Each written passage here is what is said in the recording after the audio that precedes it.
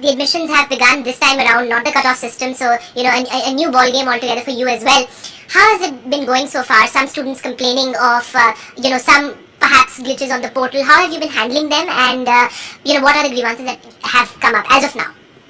Hi, I think to begin with, I'd like to do a little induction on how Delhi University prepared for the Common University Entrance Test. We started, I think, in February when we were aware that a Common Entrance Test is going to take place. We had started working on the eligibility criteria. We had also started working on the Common Seat Allocation System, which has been launched. Yesterday, we had declared our first list. Prior to that, we had also given a provision on the dashboard of the candidates to look into the preferences which other candidates would have given. Then we also came out with the simulated ranks, which were based on the data that we got at that particular time. So as far, I don't know, we have not received any technical glitches till now. Yes, people do have an anxiety over the admissions that will come up. Till now, to put on records, the around 80,000 seats have been offered in various programs and colleges. And the data that we have right now, approximately 50,000 students have already accepted the seat that has been allocated. It seems to be a pretty fair system. It seems to be, what the students wanted, the preferences and the ranks that they got. I think the system has allocated to them, honoring their own choices. So it seems that people are happy. Right. So some of the students that, you were also talking to them, trying to address the grievances, they say that after the whole, that spectacle of the CUET mess that comes to mind, now they're saying that the common seat allocation system, since it's a new system, they don't have any precedents, they don't have perhaps a reference point. So what will happen to perhaps those students who've made mistakes, not selected their preferences, some of them also saying that preferences not showing up on the portal. So what would be your assurance be to those students? Are you going to give them another chance?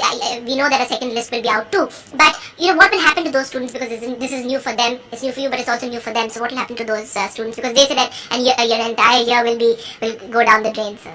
No, I don't think so that there was any issue with respect to not showing the preferences. All those who had submitted their preferences are showing. The kind of grievances that I was handling downstairs was primarily related to them being done a mistake in doing the preferences. They must have done it at the last minute, so they pressed, let's say, add to top instead of adding it add to bottom. So that maybe they've done it in a hurry at the last minute. When I saw their, the sheet in which they were showing me, it was giving me an indication. There is a line which tells them that you updated your preference at such and such time. So that gives them an indication that they probably did it in a haste. Some assurance to them as to whether they'll be able to get another chance, because it's a complicated system and new for them also. See, we do have a system before every cutoff, before every merit list that we are going to come up. There is a provision of reordering the preferences, the higher preferences.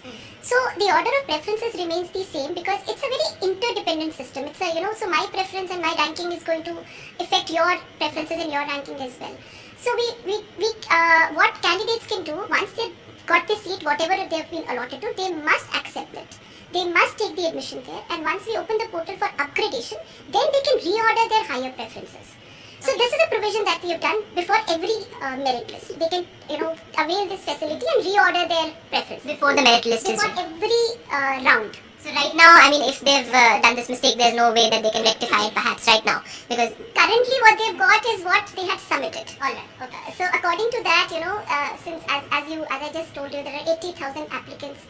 In fact, there were around 2 lakh for which the preference order had come. So currently what they've got, we advise them to accept it and take the seat, at least because this is the best preference that they could have got, considering the preferences, considering the rank, category and the vacancy of seats. So they should accept it what they've got, because this is the best as of now. If there are chances of upgradation, they will be upgraded. And my last question to you, ma'am, as you mentioned, it's a cumbersome process in the sense that there are many preferences to be selected. Then, as you mentioned, the specific options to be selected. So, do you think that this process, which from the looks of it seems a little complicated, do you think it's fair to the students? Do you think it's a simpler process as far as admissions are concerned? Is it fair and is it simple? What would you have to say about that? If you ask me, I think it is very democratic. It is fair because everything was given to the students. They knew their normalized score. They knew the eligibilities.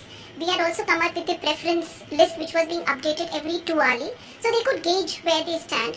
We opened the platform various times for them to reorder their preferences. We also came out with a simulated rank through which they could gauge where they stand and then again reorder their preferences. So, after doing so many rounds and so many webinars and so many press releases that we came out to help the candidates, I firmly believe that, students who have availed of all these facilities would have taken their choices according to their vision.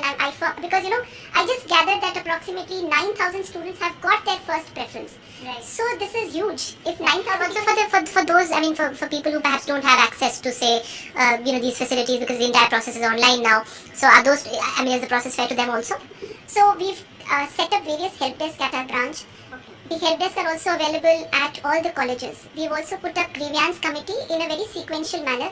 There is a grievance committee at every college, 67 colleges. Every college has a help desk and a grievance committee. Our branch is also working very hard. We have a centralized grievance committee. We have an email ID where students are writing to us, and every mail is being answered within 24 hours. We have landline numbers on which they can on which they can talk to us. We also have a chatbot facility. So all these provisions were put into place to help the candidates and respond to their queries. Right.